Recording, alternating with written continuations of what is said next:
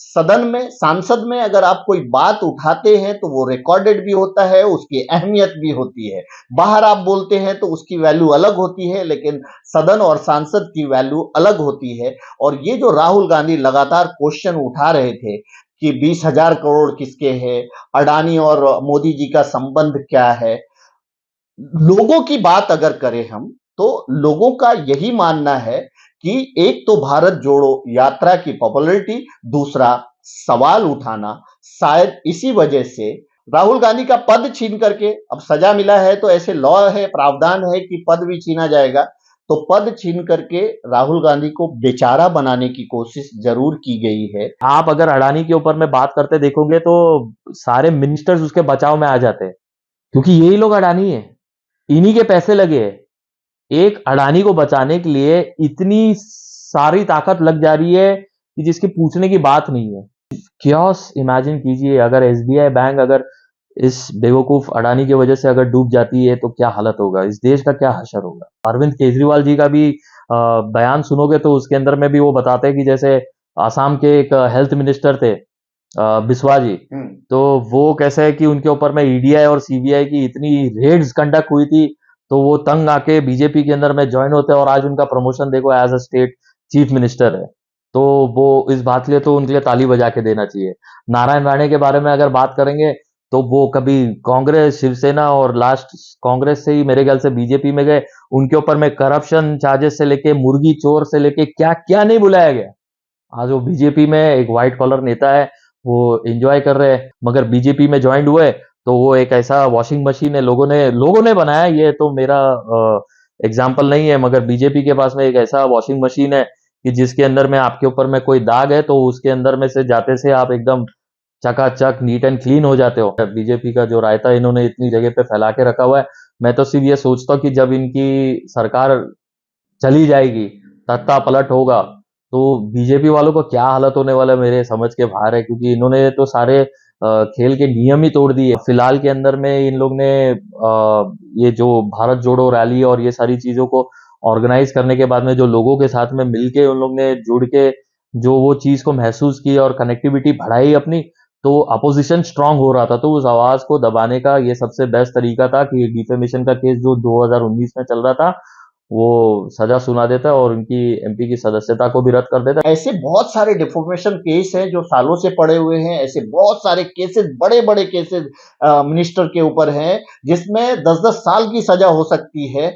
ऐसे लोग जो है आज भी मिनिस्ट्री में हैं, आपको ऐसे कई एग्जाम्पल मिल जाएंगे, चाहे वो किसी भी पार्टी के हो। लेकिन ये एक आना, ये एक ऐतिहासिक है, और ये पॉपुलैरिटी डर के बीच राहुल गांधी को बेचारा बना दिया गया है, मैं ऐसा समझता हूं। लेकिन राहुल गांधी, मुझे लगता है कि जिस तरह का समर्थन मिल रहा है वो उभर करके फिर वापस आ सकते हैं। जय हिंद दोस्तों, मैं हूं आफ्ताब खान और आप देख रहे हैं सिटी हेडलाइंस न्यूज। दोस्तों, हमारे साथ है एडवोकेट हर्ष शर्मा।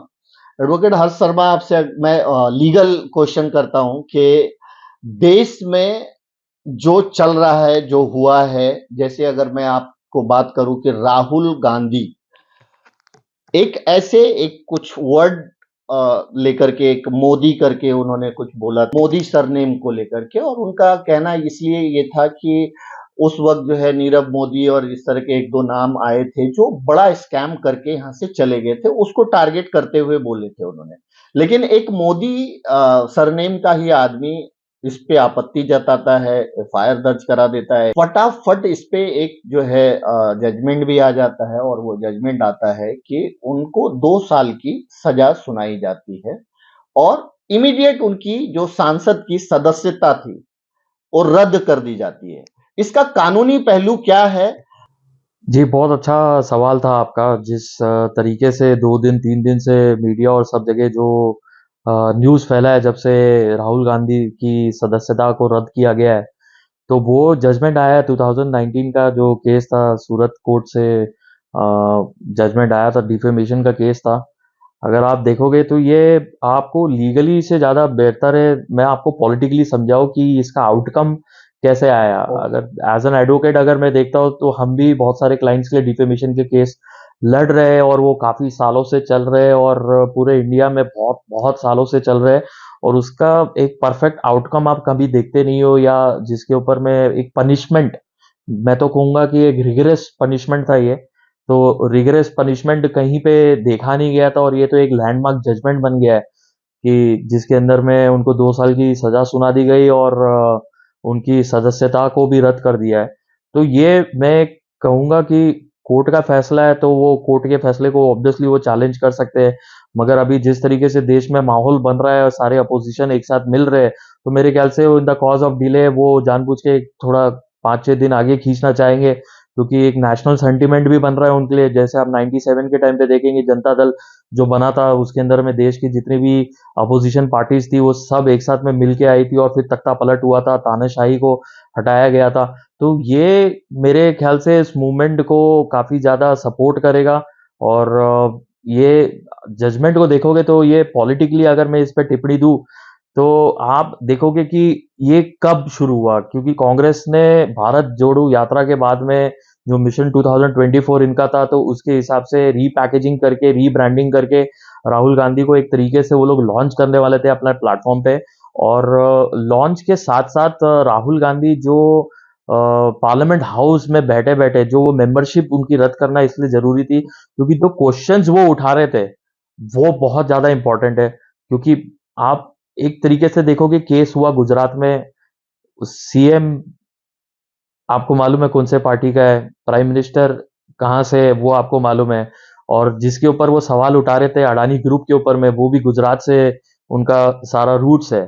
तो उनके जो क्वेश्चंस थे वो बहुत ही सही क्वेश्चंस थे। जैसे आप देख रहे थे कि राहुल गांधी ने बताया और लोगों को जागरूक किया अडानी के ऊपर में। हिंडनबर्ग की रिपोर्ट तो आई, उसके बाद में जो नुकसान हुआ, नुकसान की भरपाई करने के लिए आप देखोगे सबसे पहले एसबीआई कूदा, 20,000 21,000 करोड़, राइट। 21,000 करोड़ सीधा उसके लोन्स देके उसकी कंपनीज में डंप किया गया। फिर आप एलआईसी को देखोगे, एलआईसी 30,000 करोड़ के ऊपर में उसकी शेल कंपनीज के अंदर में डालते हैं। और लेटेस्ट में जो राहुल गांधी ने बताया था 20,000 करोड़ रुपीस उसके अडानी ग्रुप ऑफ कंपनीज के अंदर में आया, तो वो गौतम गौतम अडानी का तो पैसा था नहीं। तो जाहिर सी बात है, ये सब चीजों के ऊपर में सवाल उठाना एक सही बात थी, और वो सही उनकी मंशा भी सही थी। मगर वो अब इस तरीके से शिकार हो गए कि अभी वो सवाल भी नहीं उठा पाएंगे। तो देश में सवाल उठाने पे आप देख रहे हो उसकी क्या दशा हो रही है। 2 साल का सजा डिफेमेशन के केस के अंदर में मिल रहा है। एक मैं तो बोलूंगा कि अच्छी बात है। एज अ लॉयर तो मैं तो बोलूंगा कि मैं भी मेरे क्लाइंट को ये लैंडमार्क जजमेंट रेफर करके, मैं भी यहाँ पे अगर कोई अगर डिफेमेटरी रिमार्क्स किसी के बारे में बोल रहा है या मेरे बारे में बोल रहा है, तो मैं बोलूंगा कि ये अगर एक एमपी के साथ हो सकता है, सामने वाले को सजा मिल सकती है, तो हम भी एक्सपीडिएट कर सकते हैं, फास्ट ट्रैक पे ये चला सकते हैं मैटर को। डिफेमेशन लॉ इंडिया में कोई सीरियस लेता है नहीं। आप किसी को भी बोलो, किसी के बारे में भी कोई भी कैसे भी कमेंट करेगा, शायद हो सकता है हमारे इस वीडियो देने के बाद में लोग कमेंट में बहुत कुछ लिखेंगे, लेकिन लेकिन डिफेमेशन लॉ को लोग सीरियसली नहीं ले रहे थे। इस जजमेंट के बाद आपको क्या लगता है कि इसको सीरियस लेंगे लोग, या फिर ये सिर्फ राहुल गांधी सांसद होकर के आवाज उठा रहे थे, और एक पद पे रहते हुए जो आवाज उठाना होता है, सवाल खड़ा करना होता है, उसकी अहमियत ज्यादा होती है, इसलिए उनको ये सब पूरे में चक्रव्यूह में फंसा करके उनके पद से ही उसको हटा दिया गया? आपको ऐसा लगता है? देखो, आपके सवाल में ही जवाब था। इतने समझदारी से आपने ये सवाल पूछा और उस सवाल में ही आपने जवाब दे दिया था।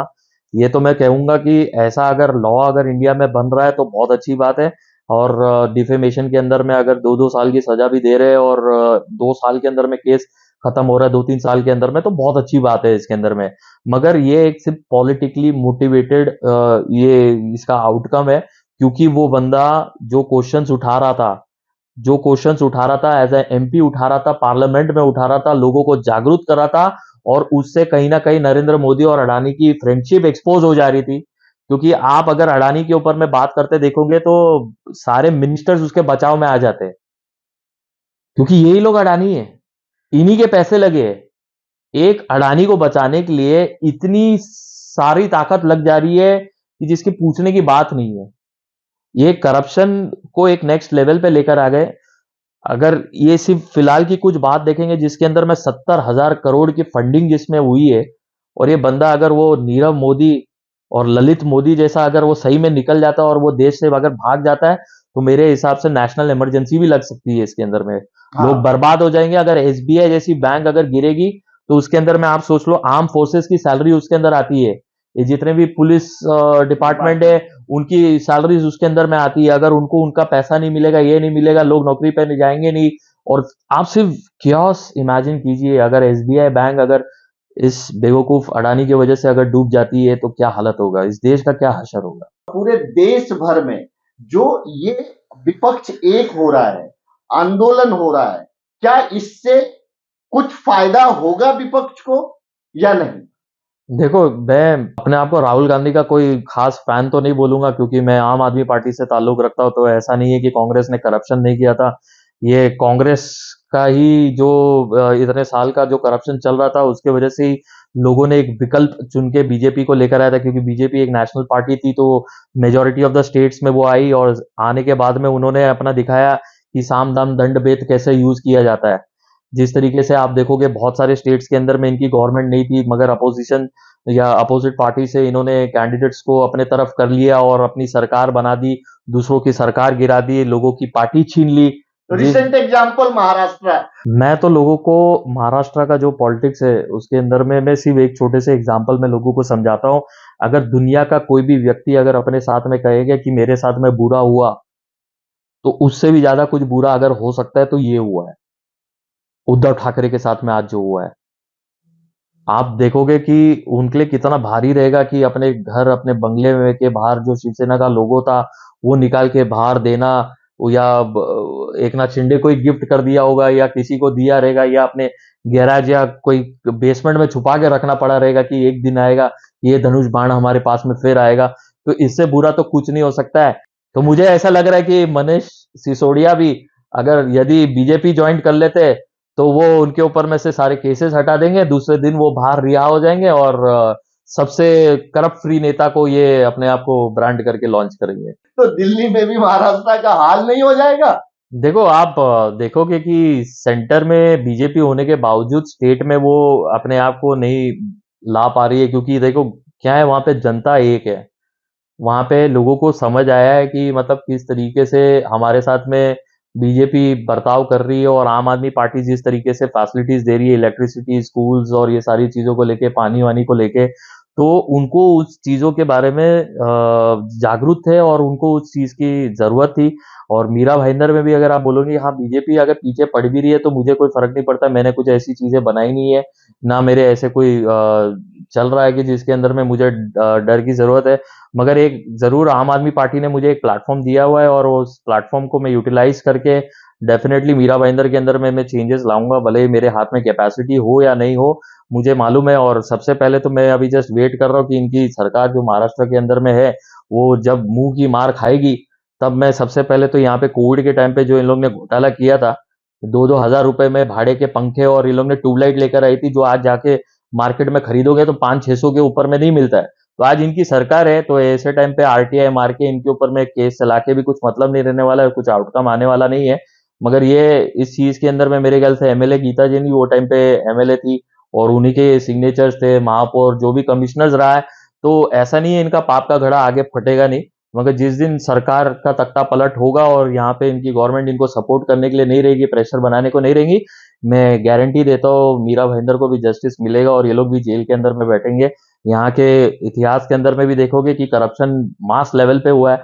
आप देखोगे शांति नगर में पीने का पानी नहीं है, और प्रॉपर वाटर सप्लाई भी नहीं है, क्योंकि ये बड़े बड़े प्रोजेक्ट्स को थाना में डाइवर्ट किया जा रहा है। बस वो एक है कि एक निश्चित रूप से एक समय डिसाइडेड है।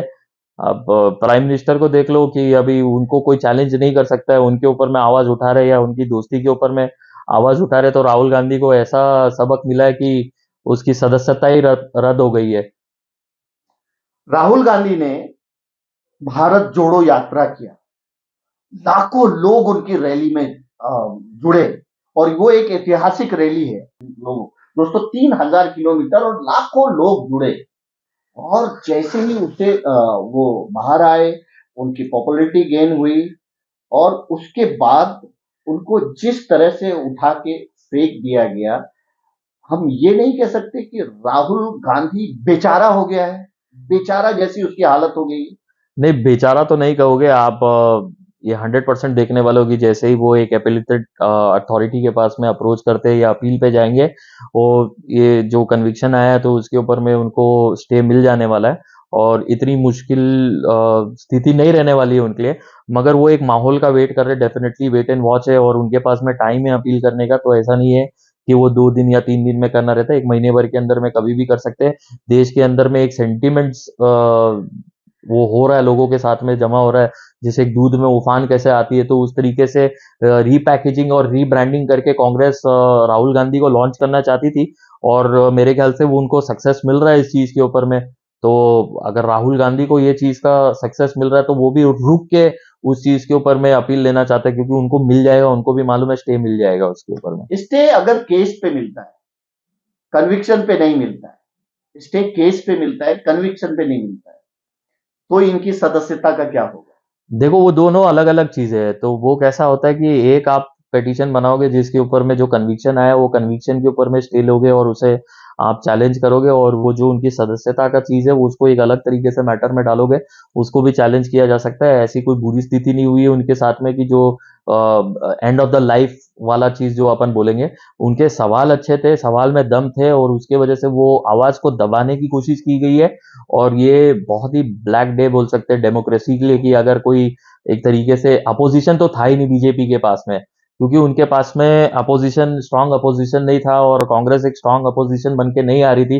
अब फिलहाल के अंदर में इन लोग ने ये जो भारत जोड़ो रैली और ये सारी चीजों को ऑर्गेनाइज करने के बाद में, जो लोगों के साथ में मिलके उन लोग ने जुड़ के जो वो चीज को महसूस की और कनेक्टिविटी बढ़ाई अपनी, तो अपोजिशन स्ट्रांग हो रहा था। तो उस आवाज को दबाने का ये सबसे बेस्ट तरीका था कि डिफेमेशन का केस जो 2019 में चल रहा था, वो सजा सुना देता और उनकी एमपी की सदस्यता को भी रद्द कर देता, ताकि थोड़े टाइम के लिए वो कैसा है कि इंडिया के अंदर अभी देखो, अडानी हिडनबर्ग की रिपोर्ट को चैलेंज करने के लिए वर्ल्ड फोरम पे गया हुआ है। वहां पे उसने बेस्ट लॉ एसोसिएट्स को रखा है, ताकि उधर उनकी आवाज को दबाया जाए। वहां पे वर्ल्ड फोरम पे कैसे दबाया जाए।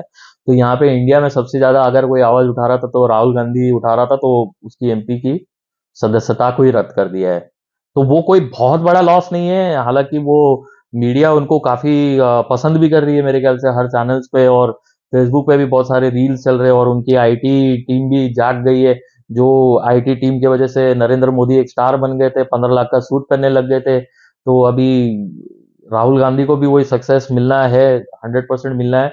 और ये चीज इनका जो चल रहा है, बीजेपी का जो रायता इन्होंने इतनी जगह पे फैला के रखा हुआ है, मैं तो सिर्फ ये सोचता हूँ कि जब इनकी सरकार चली जाएगी, तख्ता पलट होगा, तो बीजेपी वालों को क्या हालत होने वाला है मेरे समझ के बाहर है, क्योंकि इन्होंने तो सारे खेल के नियम ही तोड़ दिए। दोस्तों, एडवोकेट हर्ष शर्मा ने बहुत सारे पहलुओं पे बात किया, और जो निचोड़ निकल के आया है कि राहुल गांधी के ऊपर इस तरह का फैसला आना, खैर फैसला तो कोर्ट का मामला है, कोर्ट ने अगर उनको दोषी पाया है तो उस हिसाब से सजा दी है, लेकिन पॉलिटिकल इन्वॉल्वमेंट को अगर देखा जाए और पॉलिटिकल डर, तो जैसे ही भारत जोड़ो यात्रा शुरू हुआ और खत्म हुआ, उसके बाद इसमें कोई शक नहीं कि राहुल गांधी की पॉपुलैरिटी बढ़ी है, ग्राफ बढ़ा है उनका, और वो बढ़ना और फिर आवाज उठाना अडानी जैसे चट्टान के ऊपर,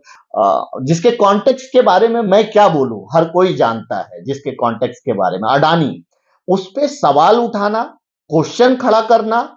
और चूंकि जब आप एक संवैधानिक पद पे रहते हैं, सदन में, सांसद में अगर आप कोई बात उठाते हैं तो वो रिकॉर्डेड भी होता है, उसकी अहमियत भी होती है।